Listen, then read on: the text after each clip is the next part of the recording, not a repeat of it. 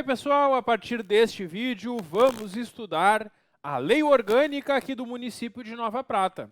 A lei orgânica que é a principal lei do município, é a lei que trata da organização e funcionamento dos dois poderes do município que nós vamos estudar hoje. O poder executivo, que é a Prefeitura de Nova Prata, e o poder legislativo, que é a Câmara de Vereadores. Inclusive, essa pode ser uma das primeiras perguntas na prova sobre a lei orgânica. Quais são os poderes do município? Municípios têm somente dois poderes: o legislativo, que é a Câmara de Vereadores, e o executivo, que é a Prefeitura. A gente deve ter um cuidado, porque quando a gente estuda a Constituição Federal, a gente encontra três poderes. Porque lá na Constituição Federal, nós vamos encontrar também o poder judiciário, que é um terceiro poder. Mas nos municípios não existe poder judiciário. O poder judiciário ou é estadual ou é federal. Não existe poder judiciário municipal. Então, uma questão sobre a lei orgânica de Nova Prata só pode trazer como correto os dois poderes, o legislativo, que é a Câmara, e o executivo, que é a Prefeitura. E esses poderes não podem delegar atribuições um para o outro. A Prefeitura tem a função de administrar os serviços públicos, o patrimônio e as necessidades públicas. Já a Câmara de Vereadores tem como função fiscalizar o que é feito na Prefeitura, julgando anualmente as contas do prefeito, e também aprovar as normas, pois é a Câmara de Vereadores que vai aprovar as leis municipais, dentre outras normas, e hoje aqui na aula nós vamos ver como que funciona esse trabalho da Câmara de Vereadores. E o cidadão investido na função de um dos poderes não pode exercer do outro. Não é possível que um cidadão esteja investido em funções políticas dos dois poderes ao mesmo tempo. Bom, temos no artigo 3º que quando esta lei orgânica foi feita, foi mantido o território do município. E a alteração dos limites do município de Nova Prata com outros municípios vizinhos só pode ser feita por meio da legislação estadual. Bens do município é tudo que pertence ao município e símbolos do município são a bandeira e o brasão de armas tradicionais. O artigo 6º trata da autonomia do município, a expressão da autonomia do município. Eu posso afirmar que o município de Nova Prata é autônomo porque o povo de Nova Prata diretamente elege os seus vereadores, os seus representantes, que vão integrar o poder legislativo, a Câmara de Vereadores. O povo de Nova Prata também elege diretamente prefeito e vice-prefeito, que integram o poder executivo. Existe uma administração própria que cuida do interesse local, que é a própria prefeitura, e o município adota a sua legislação própria, como esta lei orgânica e outras leis municipais, como, por exemplo, o Estatuto dos Servidores do Município. Por esses 4 motivos é possível afirmar que o município de Nova Prata possui a autonomia, assim como os demais municípios aqui do Brasil. Todo poder municipal é naturalmente privativo dos cidadãos pratenses, que o exercerão por seus representantes eleitos. Claro, todo poder pertence ao povo. O povo elege os seus representantes que exercem o poder. E essa soberania do povo, essa soberania popular é exercida pelo sufrágio universal. O sufrágio significa que as pessoas do povo, os cidadãos aqui de Nova Prata, podem se candidatar e votam diretamente na escolha dos seus representantes. O voto que é direto e secreto e com valor igual para todos. Cada um tem um voto, independentemente de qualquer outra situação. A soberania também pode ser exercida pelo plebiscito ou referendo, que são mecanismos de consulta à população. Iniciativa popular, hoje a gente vai ver como funciona. Participação popular nas decisões do município e ação fiscalizadora, pois o povo fiscaliza o que é feito pela administração pública. É isso. Essas são as formas de expressão da soberania popular. O próximo capítulo trata da competência do município. Aqui no artigo 8º a gente vai encontrar uma grande lista de competências do município e é importante que vocês façam a leitura de todas elas. Ao longo da nossa aula, alguns artigos e incisos eu não farei a leitura, porque senão a aula fica muito cansativa, muito demorada. Eu vou explicando mais o funcionamento da lei e vou deixando algumas coisas para vocês fazerem a simples leitura depois. E aqui é um caso, porque aqui a gente tem uma grande lista de competências do município, que são aqui 32 competências que cabem ao município de Nova Prata. Quando tu termina a leitura do artigo 8º, dessas 32 competências, tu vai encontrar um outro artigo com competências do município, mas tem uma diferença. O artigo 9º traz competências que também são do município de Nova Prata, mas são exercidas conjuntamente, concorrentemente, junto com o governo federal ou governo estadual. E a banca pode, na prova, te perguntar quais são as competências somente do município, que são as do artigo 8º, ou quais são as competências que o município exerce junto com os demais, que são essas do artigo 9º. Então, ao fazer a leitura desses dois artigos, sempre é importante saber que no artigo 8º a gente lê competências do município e no artigo 9º competências do município junto com o governo federal ou governo estadual. E para alcançar as suas finalidades, o município pode celebrar convênios unindo esforços com o governo federal, com o governo estadual ou com outros municípios da região. É possível, então, que o município faça esses convênios ou consórcios, essas parcerias, essas uniões de esforços com outros entes. Bom, é isso que a gente tem de mais importante neste primeiro título da lei. O título 2 vai tratar do poder legislativo, que é, como a gente sabe, a Câmara de Vereadores. E aqui, pessoal, tem muita coisa que as bancas perguntam em prova, e agora a gente vai começar a ver, então, as principais características de funcionamento da Câmara de Vereadores. Primeira coisa, quantidade de vereadores. Essa é uma pergunta simples, fácil, que vocês não podem errar na prova. O município de Nova Prata possui 11 vereadores, aqui eles chamam de 11 parlamentares, que são vereadores, né? 11 vereadores, portanto. A sessão legislativa anual vai funcionar do dia 1º de fevereiro até 31 de dezembro. No mês de janeiro, então, não tem sessão. Mês de janeiro é o período de recesso. De 1º de fevereiro a 31 de dezembro, a Câmara vai funcionar e, durante o período normal de funcionamento da Câmara, deve ter reunião pelo menos 4 vezes por mês. O regimento interno da Câmara vai explicar melhor o funcionamento, mas deve-se realizar a cada mês, no mínimo, 4 reuniões da Câmara de Vereadores.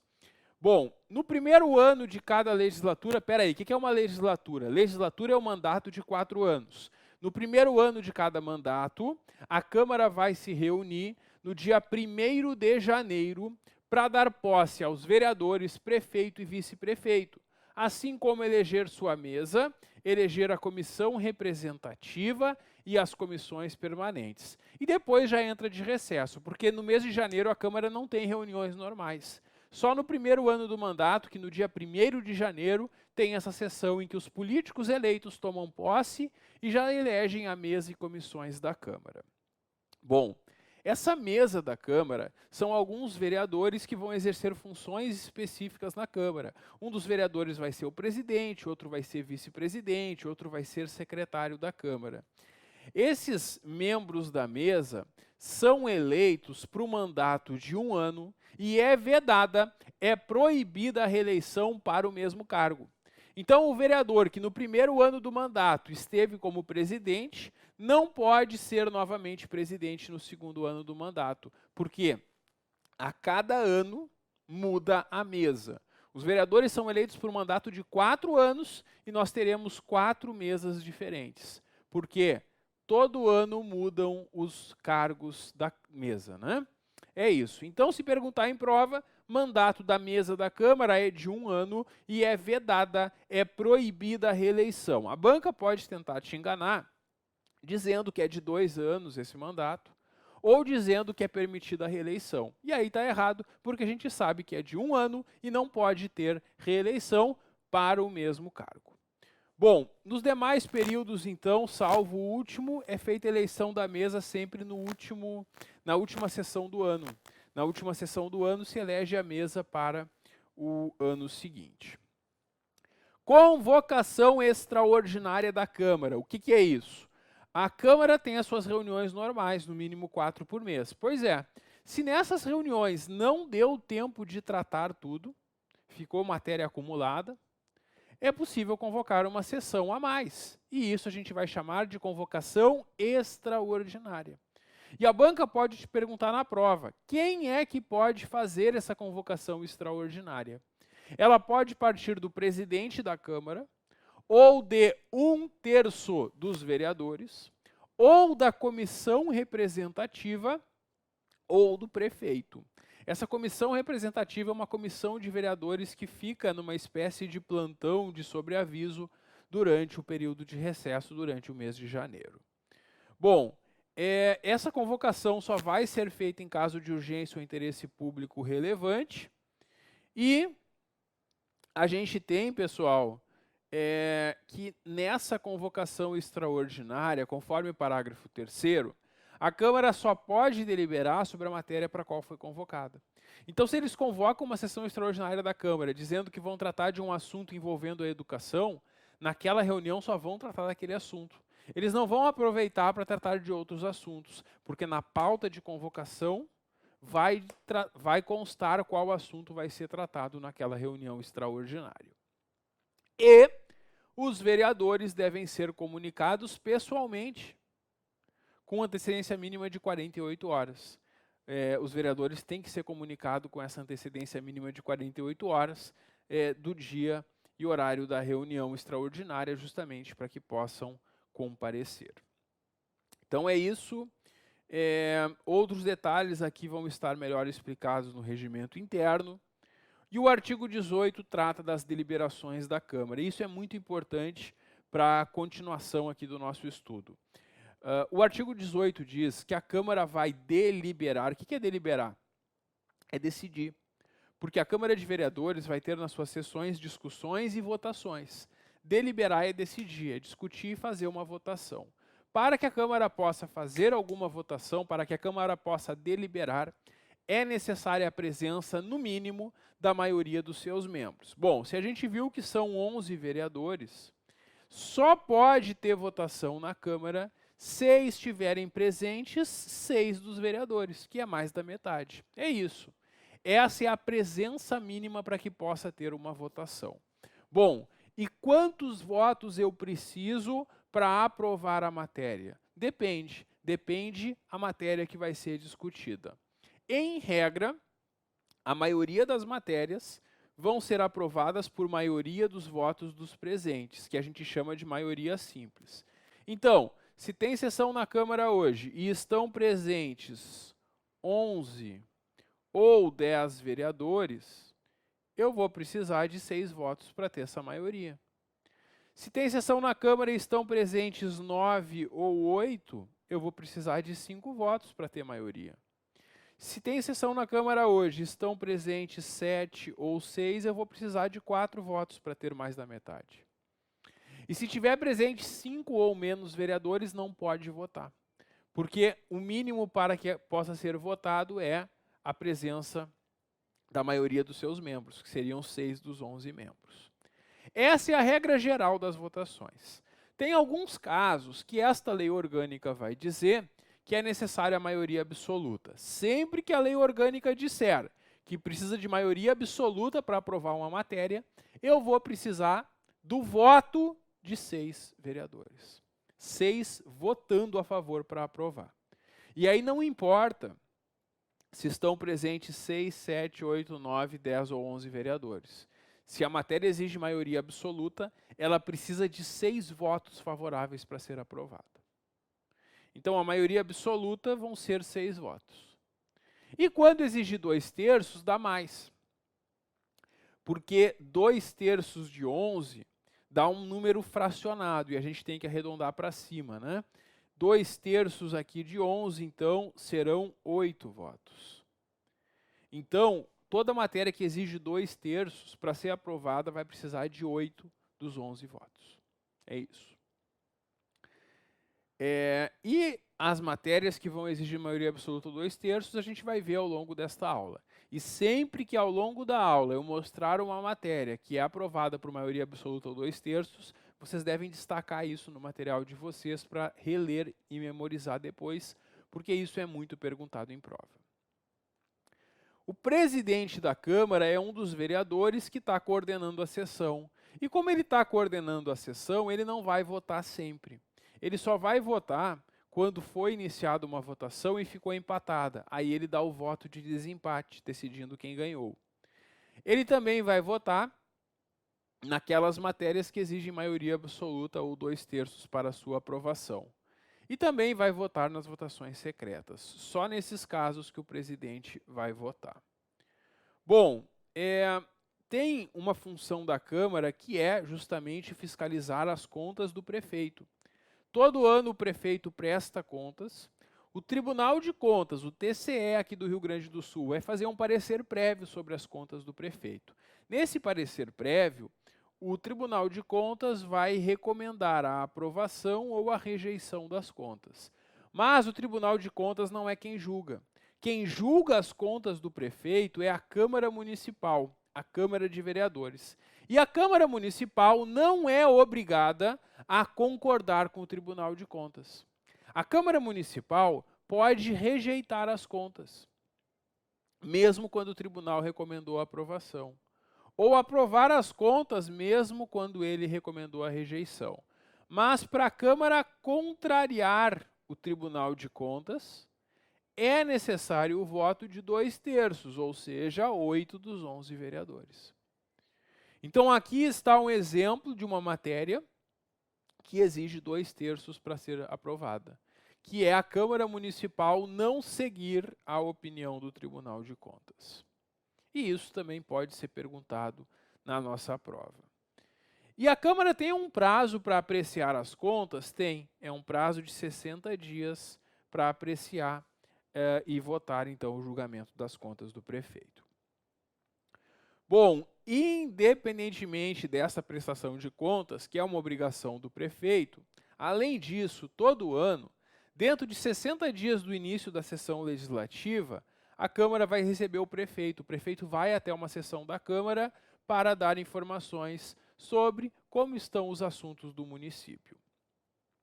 Essa reunião deve acontecer em 60 dias do início da sessão legislativa. A sessão legislativa começa ali no mês de fevereiro, quando a Câmara começa a se reunir.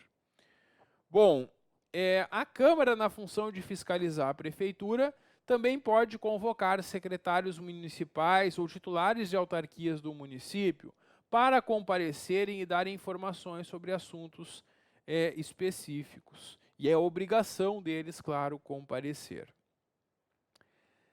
Na função legislativa e fiscalizadora da Câmara, ela tem direito a receber informação de todos os órgãos públicos também estaduais situados aqui no município de Nova Prata.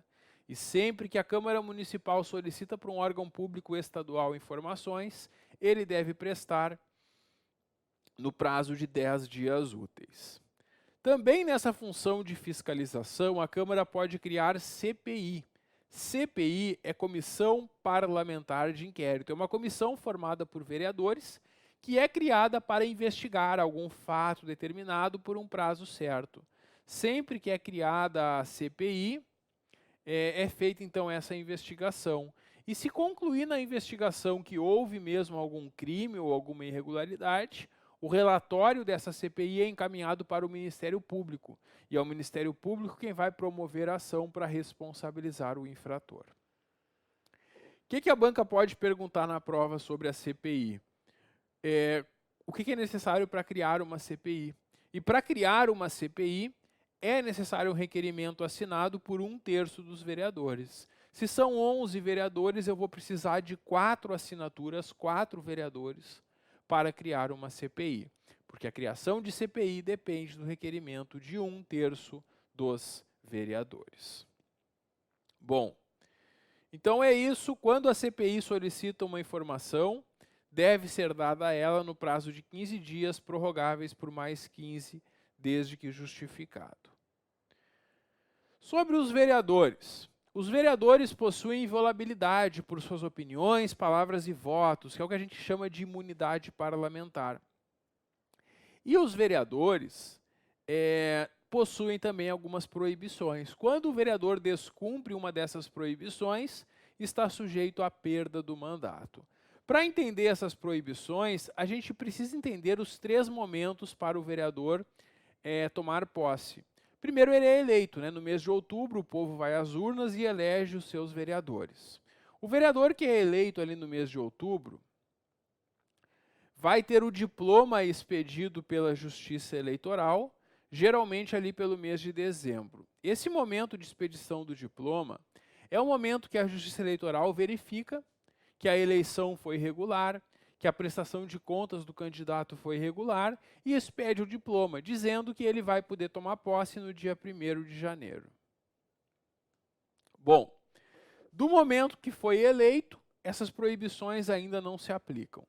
No momento que é expedido o diploma, antes mesmo do vereador assumir o cargo, ele já tem 2 proibições. Ele não pode manter contrato com entidades públicas, nem aceitar cargo em comissão no município ou entidade do município. Essa proibição de manter contrato tem uma exceção. Se for um contrato com cláusulas uniformes, que é um contrato com cláusulas iguais para todos, não tem problema, não é proibido, pode assinar. Por exemplo, se um vereador quer instalar energia elétrica na sua casa, água, esses são contratos que são iguais para todos. Esse tipo de contrato o vereador pode firmar. Agora, outros contratos específicos, não. Então, é isso que nós temos antes mesmo de tomar posse. O vereador não pode firmar contratos com o município nem ocupar cargo em comissão. Depois que ele tomar posse, no dia 1º de janeiro, além dessas proibições, tem mais outras. Aí ele não pode ser diretor, proprietário ou sócio de alguma empresa que seja beneficiada pelo município. Muitas empresas, para se instalar no município, exigem alguma compensação, algum incentivo fiscal. E quando o município dá um incentivo para uma empresa, cobrando, por exemplo, menos impostos da empresa por um tempo, essa empresa não poderá ter nenhum vereador. Nenhum vereador poderá ser diretor, proprietário ou sócio dessa empresa. Até porque é a Câmara de Vereadores que vai aprovar a concessão desses benefícios, por isso seria incompatível. Também o vereador não pode ser titular de outro mandato eletivo, não pode ocupar nenhuma função demissível ad nutum, que são justamente esses cargos em comissão, e não pode patrocinar causas que sejam interessadas nessas entidades. Se ele for advogado, por exemplo, este vereador não pode ingressar com uma ação contra o município, por exemplo. Muito bem, é isso que nós temos nas proibições. E o vereador que infringir qualquer uma dessas proibições nesses momentos está sujeito à perda do mandato. Também está sujeito à perda do mandato o vereador que se utilizar do mandato para praticar um ato de corrupção, de improbidade administrativa ou algum ato atentatório às instituições. Também se proceder de modo incompatível com a dignidade da Câmara ou faltar com o decoro na sua conduta. Se perder ou tiver suspensos os seus direitos políticos, a perda ou suspensão dos direitos políticos vai acarretar também a perda do mandato, que é o que acontece, por exemplo, quando pode acontecer essa suspensão quando o vereador, por exemplo, é condenado por uma improbidade administrativa, ou até mesmo por um crime.